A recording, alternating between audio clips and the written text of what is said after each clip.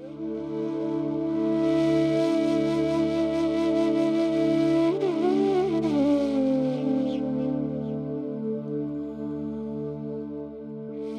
लग रहा है कि पहला अंतर्राष्ट्रीय योगा दिवस जैसे अभी ही गया है, क्योंकि योगा के प्रति जो उमंग और उत्साह का माहौल बना है, पूरा विश्व एक योगा कम्युनिटी के रूप में परिवर्तित हो गया है। पूरी धरती माता जैसे योगा के लिए एक प्लेटफॉर्म बन गई है और व्यक्ति की समष्टि तक की यात्रा का एक आधार बन गई है। अब लोग योगा को सिर्फ आरोग्य नहीं, एक वेलनेस के लिए महत्वपूर्ण जीवन का अंग मानने लगे हैं।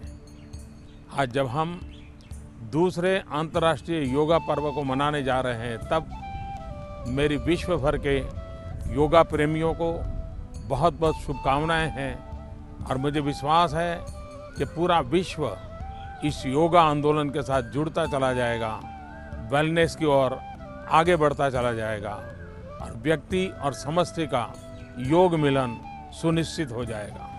योग केवल व्यायाम नहीं है। योग एक तनावग्रस्त व्यक्ति का तनाव वापस लेता है, दूर करके उसे तनाव रहित बनाता है। योग अशांत मन को शांत करता है। इसलिए आइए हम सब योग को अपनाएं, अपना मन भी शांत करें और विश्व शांति के मार्ग पर आगे बढ़ें। योग भारत की सांस्कृतिक विरासत है। आज योग पूरे विश्व में फैल रहा है और इसके विस्तार के पीछे अनेक योग गुरुओं का योगदान रहा है। योग के द्वारा पूरे विश्व में लोग आरोग्यवर्धक और रोग निदान का लाभ उठा रहे हैं। विश्व योग दिवस के सफल आयोजन हेतु मेरी शुभकामनाएं।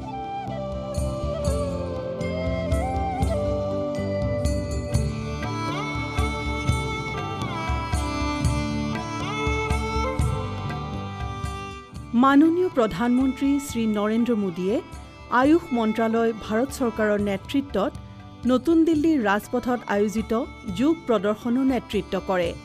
समग्र विश्वই पूर्ण उत्साहेৰে 2015 চনৰ 21 জুনত प्रथम आंतरराष्ट्रीय योग दिवस रूपे पालन करे।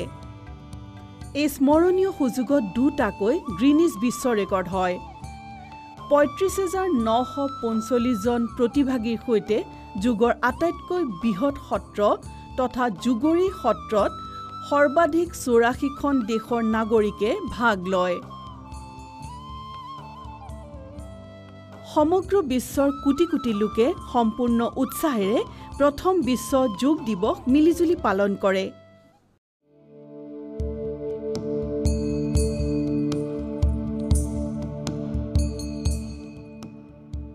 যোগ হল আৱশ্যক ৰূপেৰে এক আধ্যাত্মিক অনুশাসন যি বিশেষকৈ পৰিষ্কৃত বিজ্ঞানৰ ওপৰত আধাৰিত। ই হল সুস্থ জীৱনৰ বাবে এক কলা আৰু বিজ্ঞান। যোগ শব্দৰ উৎপত্তি সংস্কৃতৰ শব্দ যুগৰ পৰা আহিছে, যাৰ অৰ্থ সংযুক্ত অথবা একত্ৰিত হোৱা। যৌগিক লেখনিসমূহৰ আধাৰত যুগৰ অভ্যাস ব্যক্তিগত চেতনাক সাৰ্বভৌমিক চেতনাৰ সৈতে মিলন কৰাৰ বাবে অগ্ৰসৰ কৰোৱা হয়, যাৰ দ্বাৰা মন আৰু শৰীৰ তথা মনুষ্য আৰু প্ৰকৃতিৰ মাজত এক উন্নত সন্তুলনতা গঢ়ি থাকে। যুগৰ বিজ্ঞানৰ উৎপত্তি বহু হেজাৰ বছৰৰ পূৰ্বে ধৰ্ম তথা বিশ্বাসৰ প্ৰথম ব্যৱস্থাসমূহৰ জন্মতকৈ আগতে হৈছিল। যৌগিক লেখনিসমূহৰ আধাৰত ভগৱান শিৱ, যি আগতে যোগী বা আদিযোগী আছিল, তেওঁ নিজৰ গভীৰ জ্ঞানক নিজৰ 7জন শিষ্যক প্ৰসিদ্ধ সপ্তঋষি বা 7জন মনুষ্যৰ মাজত প্ৰচাৰিত কৰিছিল। যোগক পূৰ্ব বৈদিক কালৰে পৰা অভ্যাস কৰা হৈছিল, কিন্তু মহৰ্ষি পতঞ্জলি, যাক আধুনিক যুগৰ পিতা ৰূপত জনা যায়, তেখেতেই প্ৰথমজন ব্যক্তি যিয়ে সেই সময়ৰ অভ্যাসসমূহক নিজৰ যোগসূত্ৰসমূহৰ আধাৰত সুব্যৱস্থিত আৰু সংহিতাবদ্ধ কৰে। পাছত আন বহুতো যোগ গুৰুসকলে এই বিদ্যাৰ সংৰক্ষণ আৰু বিকাশৰ বাবে নিজৰ যোগদান দিয়ে আৰু এই আশ্চৰ্যজনক অভ্যাসক বিস্তাৰিত কৰে। বৰ্তমানে যুগৰ বিভিন্ন বিদ্যালয় আছে, য'ত জ্ঞান যোগ, ভক্তি যোগ, কৰ্মযোগ, পতঞ্জলি যোগ, হঠ যোগ, কুণ্ডলিনী যোগ, ধ্যান যোগ, মন্ত্ৰ যোগ, লয় যোগ, জৈন যোগ, বৌদ্ধ যোগ আদি সন্মিলিত আছে। প্ৰত্যেক বিদ্যালয়ৰে নিজা পদ্ধতি আৰু অভ্যাস আছে, যি যুগৰ মুখ্য লক্ষ্য আৰু উদ্দেশ্যৰ দিশে পথ নিৰ্দেশন কৰায়। মুখ্যৰূপে অভ্যাস কৰা যোগ সাধনাসমূহ হ'ল য়ম, নিয়ম, आसन, प्राणायाम, प्रत्याहार, धारण, ध्यान, समाधि, बंध, मुद्रा, षट्कर्म, युक्तहार, मंत्र जप तथा युक्तकर्म। যোগৰ অভ্যাস কৰা সকলে যোগাভ্যাস কৰাৰ সময়ত ইয়াক কোৱা হয় কিছু নিৰ্দেশক সিদ্ধান্তসমূহৰ পালন কৰা উচিত। অভ্যাসৰ পূৰ্বে যোগাভ্যাস শান্তি আৰু আনন্দৰ বাতাবৰণত নিশ্চিন্ত শৰীৰ আৰু মস্তিষ্কৰ সৈতে কৰা উচিত। ইয়াক খালী পেট বা পাতল খাদ্য খোৱাৰ পাছত কৰা উচিত। যদিহে আপুনি দুৰ্বল অনুভৱ হয় তেনেহ'লে কুহুমীয়া পানীত মৌ মিলাই খাব। শৰীৰৰ অংগসমূহ চালনৰ বাবে পাতল আৰু আৰামদায়ক কপাহী কাপোৰ পিন্ধা উচিত। কোনো পুৰণা ৰোগ, বিষ বা হৃদয়ৰ কোনো সমস্যা হ'লে যোগাভ্যাস কৰাৰ আগে কোনো চিকিৎসক অথবা যোগ চিকিৎসকৰ পৰামৰ্শ নিশ্চয় ল'ব। অভ্যাসৰ সময়ত অভ্যাস সত্ৰৰ প্ৰাৰম্ভিক প্ৰাৰ্থনা বা বন্দনাৰে কৰা উচিত, কাৰণ ইয়াৰে মনৰ শান্তিৰ বাবে এক সহায়ক বাতাবৰণ গঢ়ি উঠে। যোগ অভ্যাস লাহে লাহে চিন্তামুক্ত উপায়েৰে শৰীৰ আৰু উশাহৰ সজাগতাৰ সৈতে কৰা হয়। উশাহক তেতিয়ালৈকে বন্ধ নকৰিব যেতিয়ালৈকে এনে কৰিবলৈ কোৱা নহয়। শৰীৰক টান কৰি বা জোৰে জোৰে নকৰিব। অভ্যাসসমূহ নিজৰ ক্ষমতা অনুসৰিহে কৰিব। যোগাভ্যাসৰ অন্ত গভীৰ মৌন বা শান্তি পথেৰে কৰিব। অভ্যাস কৰাৰ 20-30 মিনিটৰ পাছতহে ভোজন বা স্নান কৰা উচিত। যোগৰ পৃথিৱীলৈ আপোনাক স্বাগতম। জ্ঞানৰ অদ্ভুত সংসাৰলৈ আপোনাক স্বাগতম, যি প্ৰাসংগিক আৰু লাভদায়ক। ই হাজাৰ হাজাৰ বছৰ পূৰ্বে আছিল, আজিও ঠিক সেইদৰেই আছে।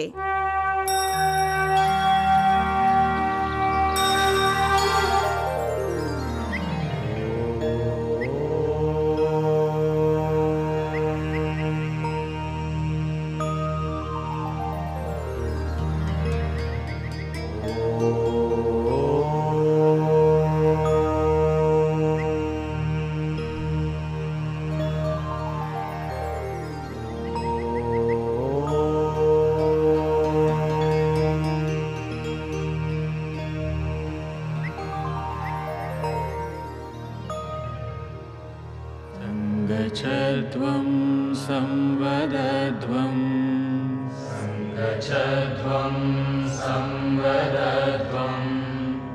संवो मनांसि जानतां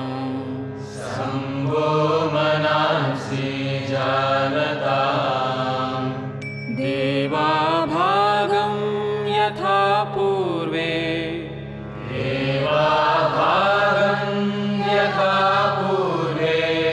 संजानाना उपासते संजानाना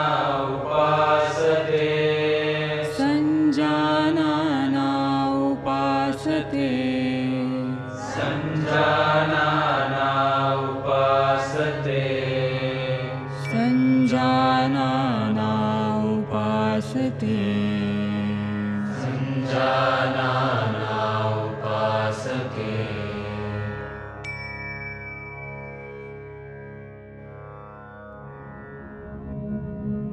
যোগ যোগৰ পৃথিৱীলৈ আপোনাক স্বাগতম। আহক এতিয়া আমি যোগ সাধনাৰ চলন ক্ৰিয়াসমূহ অৰ্থাৎ শিথিলতা অভ্যাসসমূহ কৰোঁ, যি শৰীৰত সূক্ষ্ম ৰূপেৰে ৰক্ত সঞ্চালন বৃদ্ধি কৰে। ডিঙিৰ ব্যায়াম, ডিঙিক আগলৈ আৰু পিছলৈ নমোৱা। সচেতন মুদ্ৰাত থিয় হওক। ভৰি দুটা আৰামদায়ক স্থিতিত বহলাই মেলি তথা হাত দুখন কঁকালত ৰাখক। উশাহ এৰক তথা মূৰটো আগলৈ লাহে লাহে নমাওক আৰু থুতৰিটো বুকুত স্পৰ্শ কৰাৰ প্ৰয়াস কৰক। উশাহ ভিতৰলৈ টানক তথা মূৰটো সিমানখিনি পিছলৈ নিয়ক যিমানখিনি আৰামেৰে যাব পাৰে আৰু উশাহ ভিতৰলৈ নি মূৰটো পুনৰ আগলৈ আনক। ডিঙিক সোঁফালে তথা বাওঁফালে হেলনীয়া কৰা। উশাহ এৰক তথা মূৰটো লাহে লাহে সোঁফালে হেলনীয়া কৰক। কাণখন কান্ধৰ যিমান সম্ভৱ হয় ওচৰলৈ নিয়ক। উশাহ ভিতৰলৈ লওক তথা মূৰটো সামান্য স্থিতিলৈ নিয়ক। উশাহ এৰক তথা মূৰটো বাওঁ দিশে হেলনীয়া কৰক। উশাহ ভিতৰলৈ নিয়ক তথা মূৰটো পুনৰ আগৰ স্থিতিলৈ আনক। সোঁফালে আৰু বাওঁফালে ঘূৰোৱা। উশাহ এৰক তথা মূৰটো সোঁ দিশে সিমানখিনি ঘূৰাওক যাতে থুতৰিয়ে কান্ধৰ সমানত আহে। উশাহ টানি মূৰটো আগৰ স্থিতিলৈ আনক। উশাহ এৰক তথা মূৰটো বাওঁ দিশে ঘূৰাওক। উশাহ টানি মূৰটো আগৰ স্থিতিলৈ আনক। ডিঙি ঘূৰোৱা। মূৰটো আগলৈ নমাই থুতৰিটো বুকু স্পৰ্শ কৰাৰ প্ৰয়াস কৰক। উশাহ ভিতৰলৈ লওক তথা মূৰটো ঘড়ীৰ কাটাৰ দিশত ঘূৰাওক। মূৰটো তললৈ নিয়াৰ সময়ত উশাহ এৰক। মূৰটো ঘড়ীৰ কাটাৰ বিপৰীত দিশে ঘূৰাওক। ডিঙিৰ চাৰিওফালে টান টান অনুভৱ, ডিঙিৰ শিৰা আৰু মাংসপেশীৰ শিথিলতা তথা ডিঙিৰ বিষ দূৰ হোৱাৰ অনুভূতি কৰক। ডিঙিত বিষ আৰু স্পণ্ডিলাইটিছৰ অসুবিধাত ভোগাসকলে এই ব্যায়াম সাৱধানেৰে কৰা উচিত। স্কন্ধ সঞ্চালন। দুয়োটা ভৰি পৰস্পৰ সমান কৰক। ভৰিৰ পৰা মূৰলৈকে চিধা ৰাখক। বাহু কাষত ৰাখক। উশাহ টানি দুয়োটা হাত নিজৰ মূৰৰ ওপৰলৈ উঠাওক। হাতৰ তলুৱা দুখন ওপৰৰ দিশে। উশাহ এৰি দুয়োটা বাহু তললৈ নমাই আনক। এতিয়া হাত দুখন মূৰৰ ওপৰলৈ উঠাওক। মনত ৰাখিব যাতে হাত দুখনে মূৰ স্পৰ্শ নকৰে। এনেদৰে হাত দুখন তললৈ নমাওঁতে যাতে জংঘা স্পৰ্শ নহয় সেয়া মনত ৰাখিব।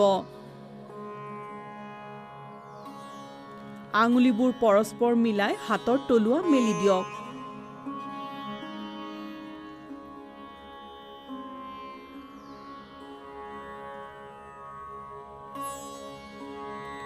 স্কন্ধ চক্ৰ।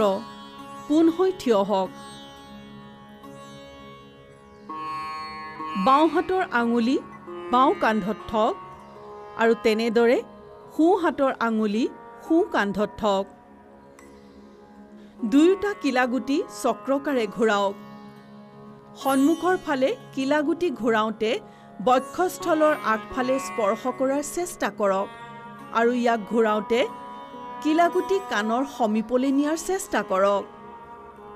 এনেদৰে বিপৰীত দিশত বাহু ঘূৰাওক আৰু চেষ্টা কৰক যাতে বাহুৱে শৰীৰটো স্পৰ্শ কৰে। এই ক্ৰিয়াক ঘড়ীৰ কাটাৰ দৰে 5 বাৰ পুনৰাবৃত্তি কৰক। ইয়াৰ অভ্যাসেৰে হাড়, মাংসপেশী আৰু স্কন্ধৰ ক্ষেত্ৰৰ তন্ত্ৰিকা সুস্থ কৰে। এই অভ্যাসে ডিঙিৰ ৰাজহাড়ৰ চাৰ্ভাইকেল স্পণ্ডিলাইটিছ ৰোগ দূৰ কৰাত সহায়ক আৰু স্কন্ধ সঞ্চালনত হোৱা অসুবিধাবোৰ দূৰ কৰে। মূৰ ঘূৰোৱা। ভৰি দুটাক পৰস্পৰ 2 ফুটৰ নিলগত ৰাখক।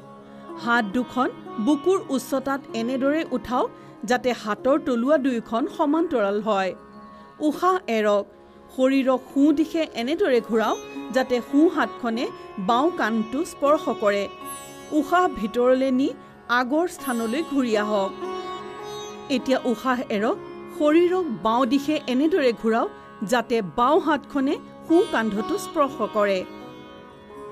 উশাহ ভিতৰলৈ নি আগৰ স্থানলৈ ঘূৰি আহক। পুনৰ আকৌ কৰক এনেদৰে। উশাহ লৈ লাহে লাহে কৰক।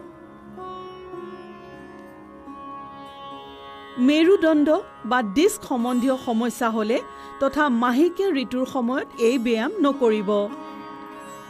থিয় হোৱা মুদ্ৰাত বিশ্ৰাম কৰক। আঁঠু ঘূৰোৱা। উশাহ ভিতৰলৈ টানক, বাহু দুটা কান্ধলৈ উঠাওক, উশাহ এৰক, আঁঠু ভাঙক তথা শৰীৰক শূন্যৰ মুদ্ৰাক তললৈ আনক।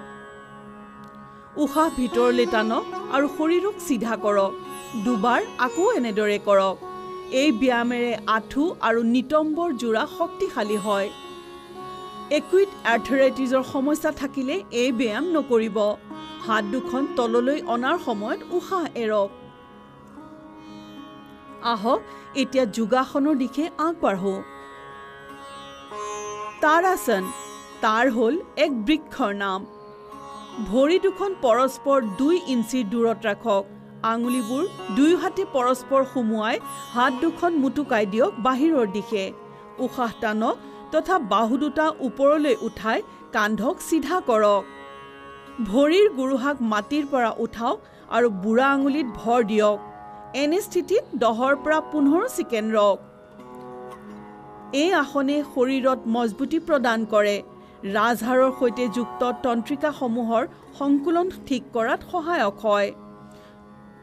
উশাহ এৰক।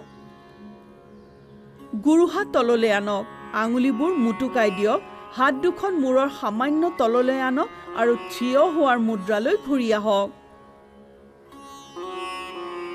বৃক্ষাসন।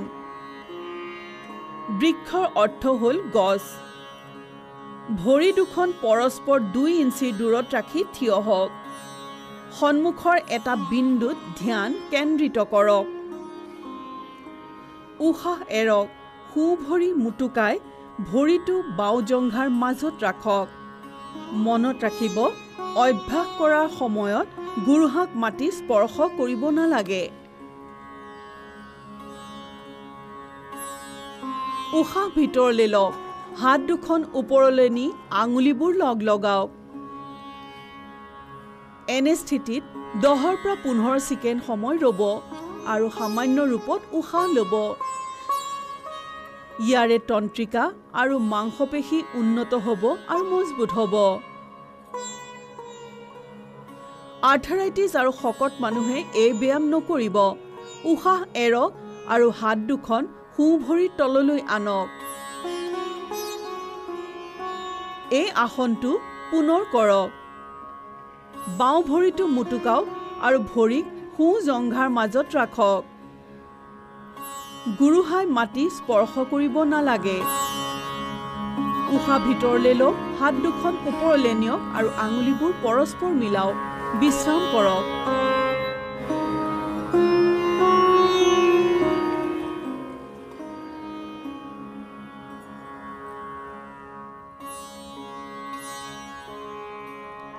পাদহস্তাসনা।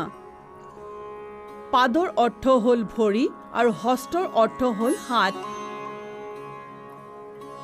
লাহে লাহে উশাহ ভিতৰলৈ লওক আৰু হাত দুখন ওপৰলৈ উঠাওক। শৰীৰটো কঁকালৰ ওপৰৰ দিশে টানক। উশাহ এৰক তথা আগলৈ হাউলি হাত দুখনেৰে মাটি স্পৰ্শ কৰাৰ চেষ্টা কৰক। এই অন্তিম স্থিতিত 10 পৰা 30 ছেকেণ্ড সময়লৈকে থাকক। যিসকলৰ পিঠিৰ বিষ আছে তেওঁলোকে নিজৰ ক্ষমতা অনুসৰিহে আগলৈ হাউলিব।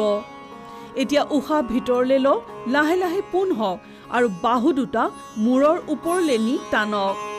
উশাহ এৰক আৰু লাহে লাহে প্ৰক্ৰিয়াবোৰ বিপৰীত ক্ৰমত কৰি প্ৰাৰম্ভিক স্থিতিলৈ আহক। বিশ্ৰাম কৰক। অৰ্ধচক্ৰাসন। দুয়োখন হাত কঁকালৰ কাষত ৰাখক। উশাহ এৰক, মূৰটো পিছলৈ নিয়ক, ডিঙিৰ মাংসপেশীক টানক তথা ৰাজহাড়ৰ তলৰ দিশে আৰু হাউলি দিয়ক। সামান্য উশাহ লৈ বিশ্ৰাম কৰক। এই স্থিতিত 10 পৰা 30 ছেকেণ্ড সময় থাকিব। অৰ্ধচক্ৰাসনে ৰাজহাড়ৰ ফ্লেক্সিবিলিটি বঢ়ায় তথা মেৰুৰ তন্ত্ৰিকাসমূহক শক্তিশালী কৰে। ই উশাহ লোৱাৰ ক্ষমতা উত্তম কৰে। উশাহ লওক, লাহে লাহে উভতি আহক, বিশ্ৰাম লওক। উচ্চ ৰক্তচাপৰ ৰোগীসকলে সাৱধানে হাউলিব লাগে। ত্ৰিকোণাসন। ত্ৰিকোণৰ অৰ্থ হ'ল ত্ৰিভুজ। দুয়োটা ভৰি আৰামদায়ক দূৰত্বত ৰাখি থিয় হওক। দুয়োখন হাত লাহে লাহে ছাইডৰ পৰা তেতিয়ালৈকে উঠক যেতিয়ালৈকে হাত দুখন চিধা হৈ নুঠে। উশাহ এৰক। লাহে লাহে সোঁফালে হাউলি সোঁ হাতখন সোঁ ভৰিৰ ঠিক পিছফালে ৰাখক। বাওঁ হাতখন সোঁ হাতৰ সমানত ৰাখক। সামান্য উশাহ লৈ এই স্থিতিত 10 পৰা 30 ছেকেণ্ড থাকক। ই সমতল ভৰিৰ পৰা বচাই জংঘা তথা কঁকালৰ মাংসপেশীসমূহক মজবুতি প্ৰদান কৰে তথা মেৰুদণ্ডক ফ্লেক্সিবিলিটি দিয়ে। উশাহ ভিতৰলৈ লৈ লাহে লাহে উভতি আহক। বাওঁ দিশে এনেদৰে আকৌ কৰক। স্লিপ ডিস্ক, সাইটিকা আৰু পেটৰ অপাৰেশ্যনৰ পাছত এই আসন নকৰিব। নিজৰ শাৰীৰিক সীমাৰ ঊৰ্ধত আসন নকৰিব।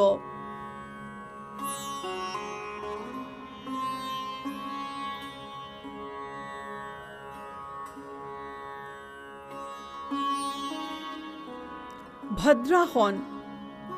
আহক এতিয়া বহি কৰা মুদ্ৰাবোৰৰ বাবে সাজু হওক। ভদ্ৰৰ অৰ্থ হ'ল দৃঢ়। দুয়োটা ভৰি আগলৈ মেলি চিধাকৈ বহি লওক। হাত দুখন আঁঠুৰ ওচৰত ৰাখক। ই হ'ল দণ্ডাসন। এতিয়া ভৰিৰ দুয়োখন তলুৱা মিলাওক। উশাহ এৰক আৰু হাত দুখনেৰে ভৰিৰ বুঢ়া আঙুলি ধৰক টানকৈ। নিজৰ ভৰিৰ গুৰুহা যিমান সম্ভৱ হয় মাটিত লগাব। ই হ'ল অন্তিম স্থিতি। এই স্থিতিত কিছু সময় থাকক।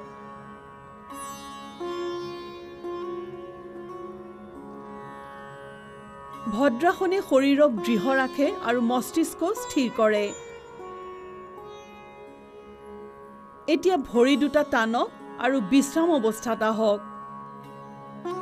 একিউট আৰ্থৰাইটিছ অথবা সাইটিকা হ'লে এই আসন নকৰিব।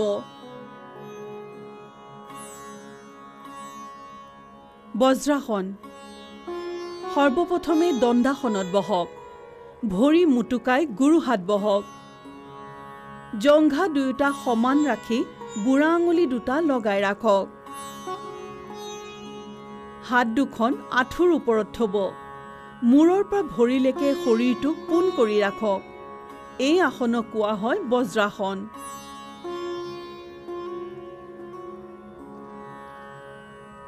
অৰ্ধ উষ্ট্ৰাসন। সৰ্বপ্ৰথমে বজ্ৰাসনত বহক। আঁঠু মুটুকাই আঁঠুত থিয় হওক। হাত দুখন কঁকালত এনেদৰে ৰাখক যাতে আঙুলিকেইটা মাটিৰ দিশে থাকে। কিলাগুটি আৰু কাণ সমান্তৰালত ৰাখিব। মূৰটো পিছেৰ দিশে হাওলাই গ্ৰীবাৰ মাংসপেশী টানক। উশাহ ভিতৰলৈ টানি মূৰটো যিমান সম্ভৱ পাৰে সিমান তললৈ নিব। উশাহ বাহিৰলৈ নি এই স্থিতিত শিথিল হওক। সামান্য ৰূপত শ্বাস প্ৰশ্বাস লৈ এনে স্থিতিত 10 পৰা 30 ছেকেণ্ড সময় ৰ'ব। এই অভ্যাসেৰে পিঠি আৰু ডিঙিৰ মাংসপেশীবোৰ মজবুত হয়। কোষ্ঠকাঠিন্যতা আৰু পিঠিৰ বিষৰ পৰা মুক্তি পোৱা যায়। উশাহ টানি পুনৰ বজ্ৰাসনত বহক।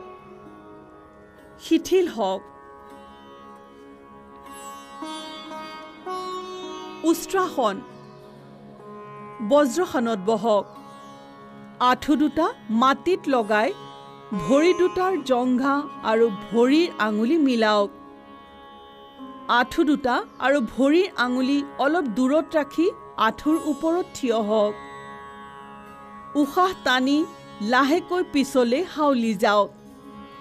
লাহে লাহে সোঁ হাতেৰে সোঁ গুৰুহা আৰু বাওঁ হাতেৰে বাওঁ গুৰুহা ধৰাৰ প্ৰয়াস কৰিব।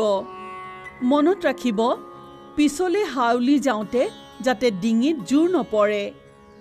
উষ্ট্ৰাসন দৃষ্টিদোষত অধিক লাভদায়ক। ই পিঠি তথা ডিঙিৰ বিষত আৰাম দিয়ে। ই উদৰ আৰু নিতম্বৰ ফেটছ কম কৰাত সহায়ক হয়। উচ্চ ৰক্তচাপ, হৃদয় ৰোগী তথা হাৰ্নিয়াৰ ৰোগীয়ে এই আসন কৰা উচিত নহয়। উশাহ এৰি পুনৰ বজ্ৰাসনত বহক। শিথিল অৱস্থালৈ উভতি আহক। শশাংকাসন। শশাংকৰ অৰ্থ হ'ল শহাপহু। দুয়োটা আঁঠু বহলাই মেলি বুঢ়া আঙুলি পৰস্পৰ স্পৰ্শ কৰিব। হাতৰ তলুৱা দুখন আঁঠুৰ মাজত ৰাখিব। উশাহ এৰিব আৰু ইয়াক লাহে লাহে দীঘলকৈ টানক। আগলৈ হাউলি থুতৰিটো ভূমিত ৰাখক। বাহু দুটা সমান্তৰালত ৰাখক। সন্মুখলৈ দৃষ্টি ৰাখক আৰু মুদ্ৰাত থাকক। ই টেনচন আৰু খং কম কৰাত সহায়ক হয়। উশাহ ভিতৰলৈ টানক আৰু উঠক। উশাহ এৰক আৰু বজ্ৰাসনত বহক। ভৰি দুটা পুনৰ বিশ্ৰামাসনত ৰাখক। অস্থিঅ আৰ্থৰাইটিছৰ ৰোগীয়ে ইয়াক সাৱধানে কৰিব লাগে।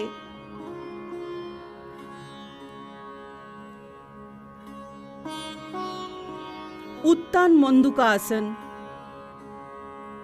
এই আসনে শৰীৰৰ স্থিতি ঊৰ্ধ্বমুখী ভেকুলীৰ দৰে কৰে।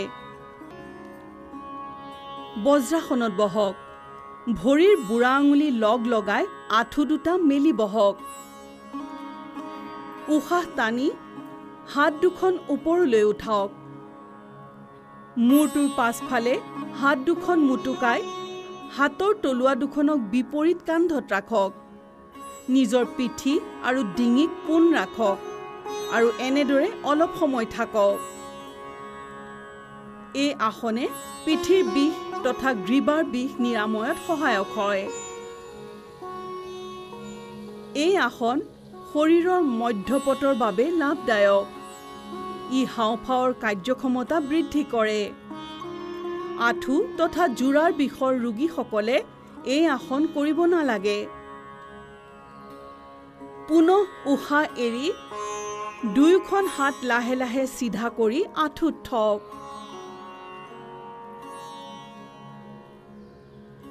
আঁঠু দুটা সমান কৰি পূৰ্বৰ স্থিতিলৈ আহক।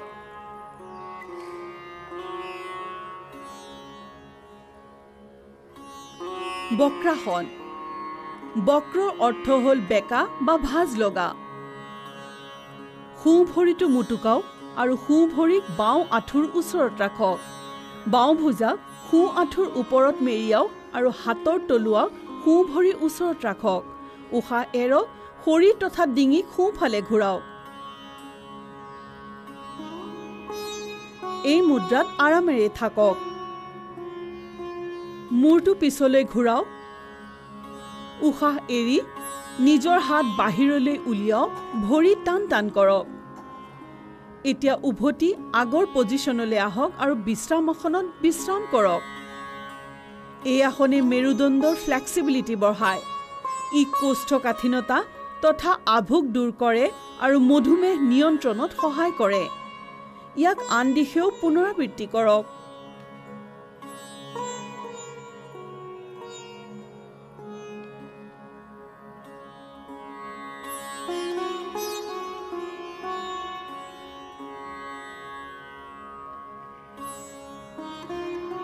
নিজৰ মূৰটো পিছলৈ ঘূৰাওক। উশাহ এৰি নিজৰ হাত বাহিৰলৈ উলিয়াওক। ভৰি দুটাক টানক। আগৰ পজিশ্যনলৈ আহক আৰু বিশ্ৰাম কৰক।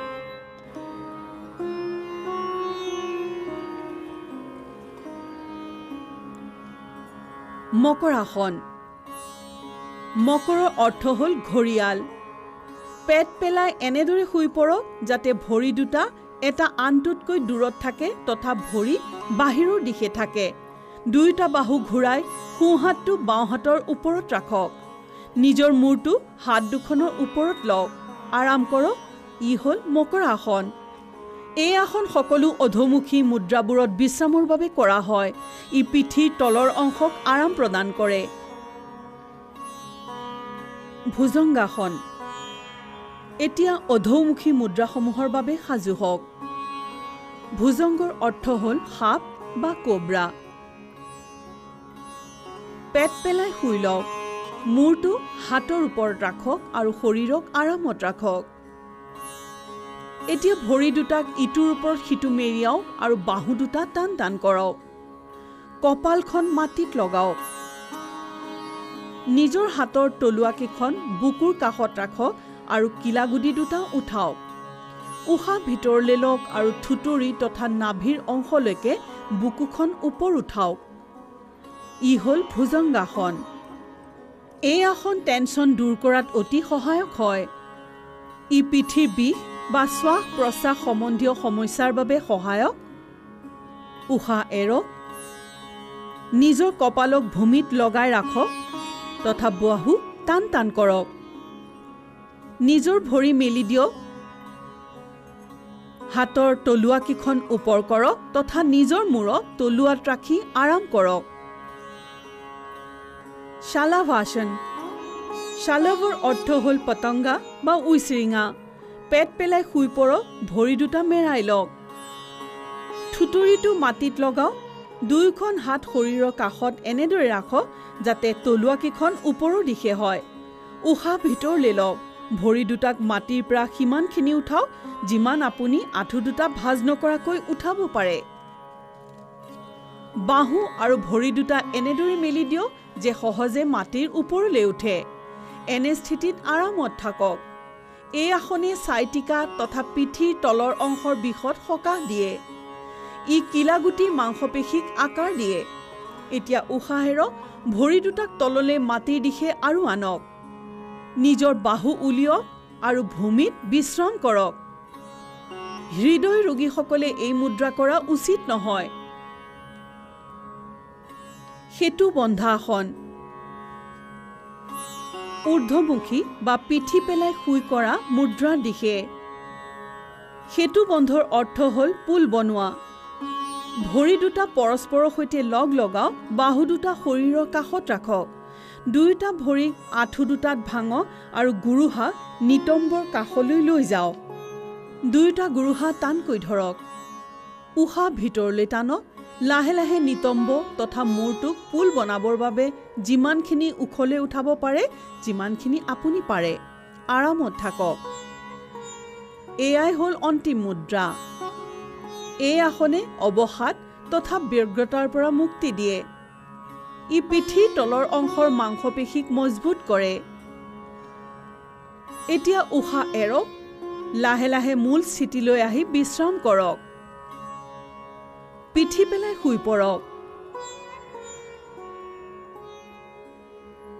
অনুগ্ৰহ কৰি মনত ৰাখিব 3 মাহৰ গৰ্ভাৱস্থাৰ পৰা এই আসন কৰা উচিত নহয়। উত্তান পাদ আসন। এই আসনত মূৰ ওপৰ কৰি শুই পৰক আৰু ভৰি দুটা ওপৰলৈ উঠাওক। এইবাবেই এই আসনৰ নাম উত্তান পাদ আসন। মাটিত পিঠি পেলাই ভালদৰে শুই পৰক। ভৰি দুটা সমান আৰু হাত দুখন ছাইডত ৰাখক। উশাহ লৈ আঁঠু নভগাকৈ দুয়োখন ভৰি চিধাকৈ লাহে লাহে 30 ডিগ্ৰী কোণ বনাই উঠাওক। সামান্য ৰূপেৰে উশাহ লৈ থাকক। এনে অৱস্থাত কিছু সময় থাকক। উশাহ এৰি লাহে লাহে দুয়োটা ভৰি তললৈ মাটিত নমাওক। এই আসনে নাভি কেন্দ্ৰত অৰ্থাৎ নাভিমণি চক্ৰ সন্তুলন স্থাপিত কৰে। অৰ্ধ হলাসন। এই আসনত শৰীৰৰ স্থিতি খেতি চপোৱা ভাৰতীয়ৰ অৰ্ধ আকৃতিৰ দৰে হয়। এইবাবে এই আসনৰ নাম হলা আসন। পিঠি পেলাই শুই পৰক আৰু হাত দুখন জংঘাৰ কাষত ৰাখি হাতৰ তলুৱা ভূমিত লগাওক। আঁঠু নভঙাকৈ ভৰি দুটা লাহে লাহে ওপৰলৈ উঠাওক। প্ৰথমতে ভৰি দুটাক 30 ডিগ্ৰীলৈ উঠাওক। লগে লগে 60 ডিগ্ৰীলৈ কোণ বনাওক। এতিয়া লাহে লাহে ভৰি দুটা 90 ডিগ্ৰী কোণৰ স্থিতিত আনক। ই অৰ্ধ হলাসনৰ পূৰ্ণ স্থিতি। এই স্থিতিত শৰীৰৰ নিতম্বৰ পৰা কান্ধলৈকে পোন হোৱা উচিত। লাহে লাহে ভৰি দুটা মাটিলৈ আনক। মনত ৰাখিব ভৰি মাটিলৈ আনোতে যাতে মূৰটো ওপৰলৈ নুঠে। এই আসনে গভীৰ চিন্তাগ্ৰস্ত ব্যক্তিসকলৰ বাবে লাভদায়ক, কিন্তু ইয়াক অতি সাৱধানেৰে কৰা উচিত। পিঠিৰ তলৰ অংশৰ বিষ থকা সকলে দুয়োটা ভৰিৰে এই আসন কৰা উচিত নহয়। পৱন মুক্তাসন। দুয়োটা আঁঠু কুচাই লওক তথা দুয়োটা জংঘাক বুকুৰ কাষলৈ আনক। আঙুলিকেইটা পৰস্পৰ লগাই লওক আৰু আঁঠুৰ তলৰ ঠেঙক ভালদৰে ধৰি লওক। মূৰ তথা কাণ উঠাওক আৰু আঁঠুক থুতৰিৰে চোৱাৰ প্ৰয়াস কৰক। ই হ'ল পৱন মুক্তাসন। ই কোষ্ঠকাঠিন্যতা দূৰ কৰে, উদৰ বায়ুৰ পৰা মুক্তি দিয়ে আৰু পিছফালৰ মাংসপেশী তথা মেৰুতন্ত্ৰিকাক ঠিক কৰে। নিজৰ মূৰটো পিছলৈ নিয়ক, উশাহ এৰক। ভৰি দুটা টান টান কৰক। আৰাম কৰক।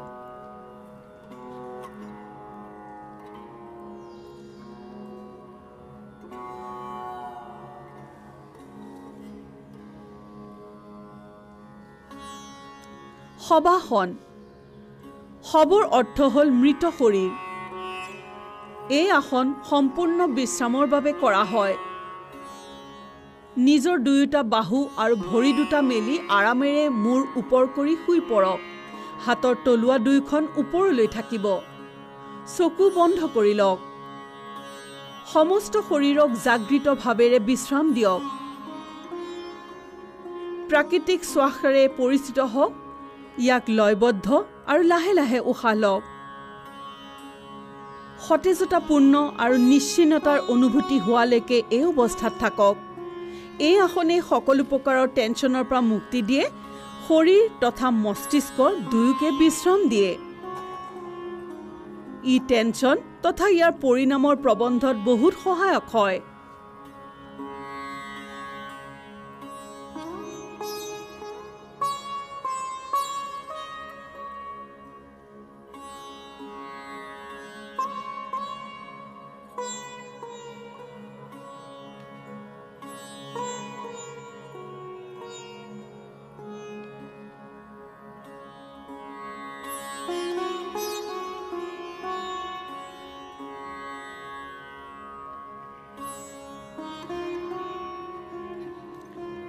কপাল ভাতি।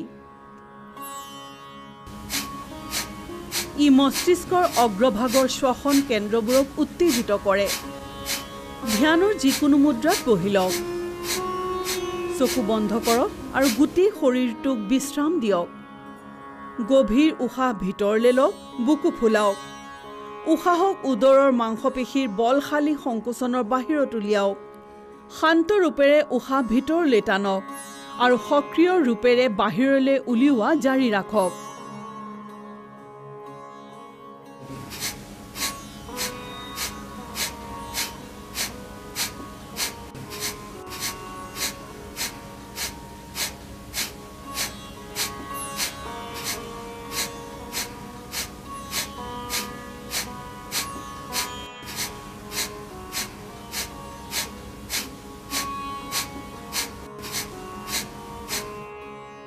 আকৌ এক গভীৰ উশাহ লওক, লাহে লাহে বাহিৰলৈ উলিয়াওক আৰু বিশ্ৰাম কৰক। এই প্ৰক্ৰিয়াক 30 বাৰ আকৌ কৰক।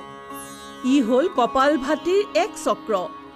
প্ৰত্যেক চক্ৰৰ অন্তৰ গভীৰ উশাহ লোৱাটো উচিত। এতিয়া দুটা চক্ৰ আৰু কৰক।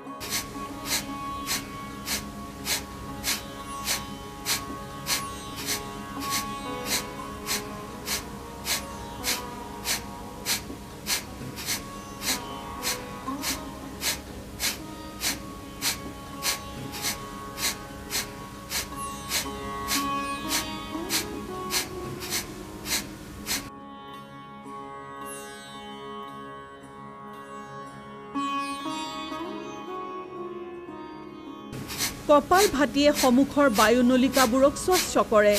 ইয়াৰে কফ সম্বন্ধী সমস্যাবোৰৰ নিদানত সহায়ক হয়। ই চৰ্দি, সাইনাচাইটিছ, ৰাইনাচাইটিছ, এষ্টেমা তথা শ্বাস সম্বন্ধীয় ৰোগীসকলৰ উপচাৰত সহায়ক।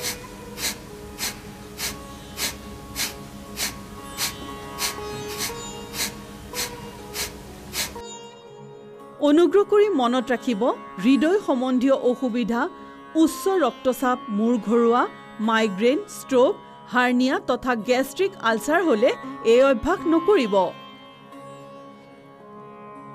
প্ৰাণায়াম, নাড়ী শোধন বা অনুলোম বিলোম প্ৰাণায়াম। ক্ৰমশঃ বাওঁ তথা সোঁ নাসিকা ছিদ্ৰৰে উশাহ ল'ব লাগে। ধ্যানৰ মুদ্ৰাত বহক। মেৰুদণ্ড চিধা ৰাখক। মূৰ পোন তথা চকু বন্ধ। শৰীৰক অলপ গভীৰ উশাহ লৈ আৰাম স্থিতিলৈ আনক। বাওঁ হাতৰ তলুৱাক বাওঁ আঁঠুৰ জ্ঞান মুদ্ৰাত ৰাখক। সোঁ হাত নাসাগ্ৰ মুদ্ৰাত হোৱা উচিত। হীনা বুঢ়া আঙুলি সোঁ নাচিকা ছিদ্ৰত ৰাখক। বাওঁ নাচিকা ছিদ্ৰেৰে শ্বাস ভিতৰলৈ লওক। তাৰ পাছত ইয়াক বন্ধ কৰক। সোঁ নাচিকা ছিদ্ৰলৈ শ্বাস বাহিৰলৈ উলিয়াওক।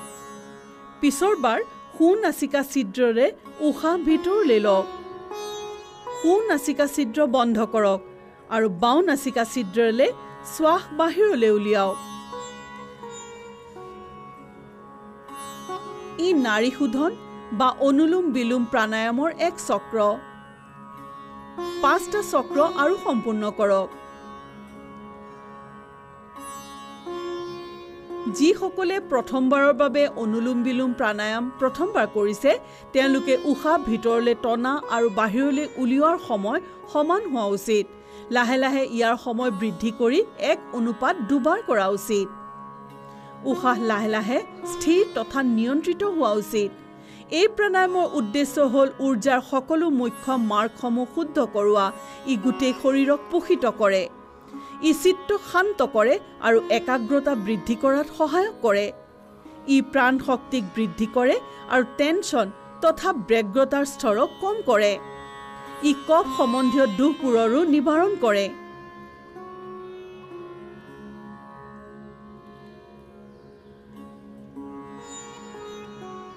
শীতলী প্ৰাণায়াম। শীতৰ অৰ্থ হ'ল ঠাণ্ডা। এই প্ৰাণায়ামে সাধকসকলৰ দেহ মনক শান্ত কৰে আৰু মনৰ ব্যাকুলতা দূৰ কৰে। শীতলী প্ৰাণায়াম নিজৰ নামৰ অনুৰূপে শৰীৰ আৰু মনৰ শান্তি প্ৰদান কৰে। পদ্মাসন অথবা যিকোনো আৰামদায়ক আসনত বহি পৰক।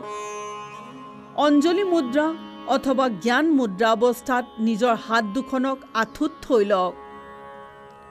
জিভাখন ছাইডৰ পৰা মুকুতাই টিউবৰ দৰে আকৃতি দিয়ক। এতিয়া টিউবৰ দৰে জিভাইদি যিমান পাৰে উশাহ টানি ভিতৰলৈ নি মুখখন বন্ধ কৰি লওক। এতিয়া 2টা নাকেৰে লাহে লাহে উশাহ এৰক। শীতলী প্ৰাণায়ামে ৰক্ত শুদ্ধ কৰে। ই শৰীৰত শীতলতা প্ৰদান কৰে। উচ্চ ৰক্তচাপৰ ব্যক্তিসকলৰ বাবে ই বিশেষ লাভদায়ক। ই ভোক আৰু পিয়াহক নিয়ন্ত্ৰিত কৰে। কফ আৰু পিত্তৰ বাবে হোৱা অসুবিধা আৰু অন্য ব্যাধিসমূহো দূৰ কৰে। ইয়াৰ দ্বাৰা ছাল আৰু চকু উপকৃত হয়। ঠাণ্ডা লগা, কফ অথবা টনচিলাইটিছৰ ৰোগীসকলে এই প্ৰাণায়াম কৰা উচিত নহয়।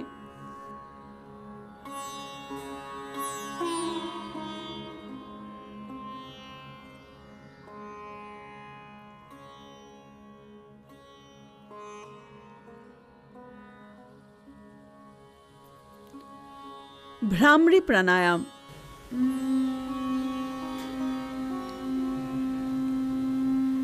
ভ্ৰমৰ ভুমুৰা কোৱা হয়।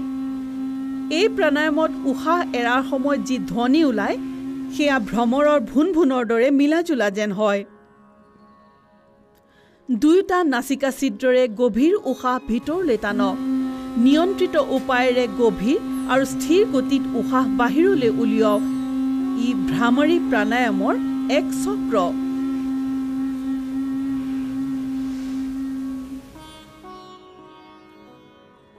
দুবাৰ আকৌ পুনৰাবৃত্তি কৰক।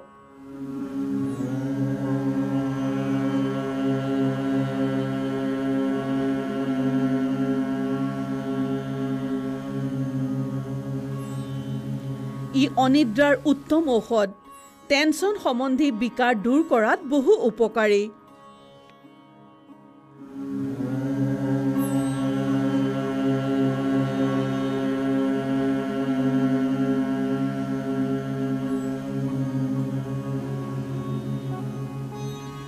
এতিয়া ভ্ৰামৰিক সন্মুখী মুদ্ৰাত কৰক।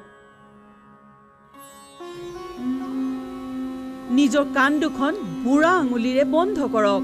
এতিয়া তৰ্জনী আঙুলিৰে নিজৰ চকুত, মধ্যমাৰে নাচাপুটত তথা অনামিকা আৰু কনিষ্ঠা আঙুলি নিজৰ ওঠত ৰাখক।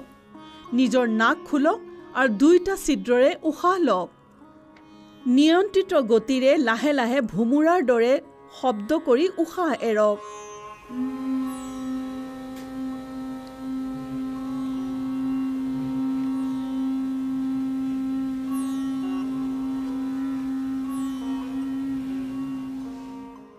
ই একাগ্ৰতা আৰু ধ্যানৰ প্ৰাৰম্ভৰ বাবে সাজু কৰাৰ প্ৰাণায়াম। ধ্যান। আহক সাজু হওঁ ধ্যানৰ বাবে। ধ্যান হ'ল এক নিৰন্তৰ চিন্তনৰ প্ৰক্ৰিয়া।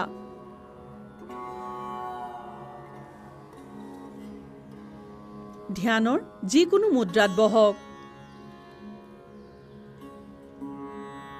নিজৰ মেৰুদণ্ডক আৰামদায়ক স্থিতিত পোন ৰাখক। জ্ঞান মুদ্ৰাত গ্ৰহণ কৰক। নিজৰ তলুৱা দুখন জংঘাৰ ওপৰৰ দিশে ৰাখক। বাহু আৰু কাণ ঢিলা আৰু আৰামৰ স্থিতিত ৰাখক। চকু বন্ধ কৰক আৰু মুখমণ্ডলক অলপ ওপৰলৈ ৰাখি বহি পৰক। আপুনি একাগ্ৰ হোৱাৰ আৱশ্যক নাই, বৰঞ্চ কেৱল চেলাউৰীৰ মাজত ধ্যান কেন্দ্ৰিত ৰাখিব। নিজৰ উশাহৰ প্ৰতি সজাগ হ'ব। ধ্যানে মস্তিষ্কক শান্ত তথা আনন্দময় ৰাখে। ই একাগ্ৰতা, স্মৃতিশক্তিৰ স্পষ্টতা তথা ইচ্ছাশক্তিক বৃদ্ধি কৰে।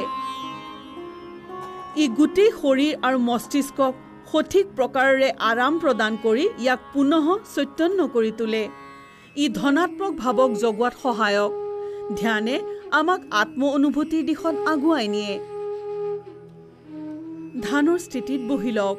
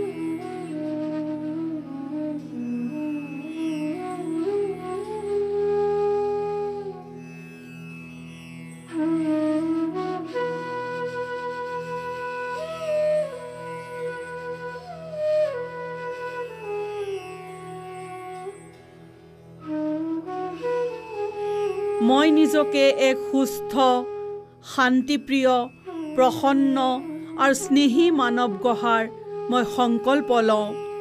নিজৰ প্ৰত্যেক কৰ্মেৰে নিজৰ চাৰিওদিশে শান্তি আৰু স্নেহপূৰ্ণ বাতাৱৰণ গঢ়াৰ মই প্ৰয়াস কৰিম। মই এই ক্ষণৰ পৰা মই কোনৰ বন্ধনৰ পৰা মুক্ত হৈ সম্পূৰ্ণ বিশ্ব মূৰৰ প্ৰাপ্তিৰ প্ৰয়াস কৰিম। মই নিজৰ জীৱনৰ সম্বন্ধক আন সকলোৰে জীৱনত চাম।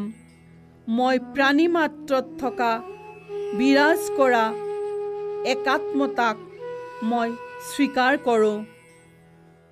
মই ইয়াত উপস্থিত থকা প্ৰতিজন ব্যক্তিৰ প্ৰতি একাত্ম হোৱাৰ সংকল্প লওঁ।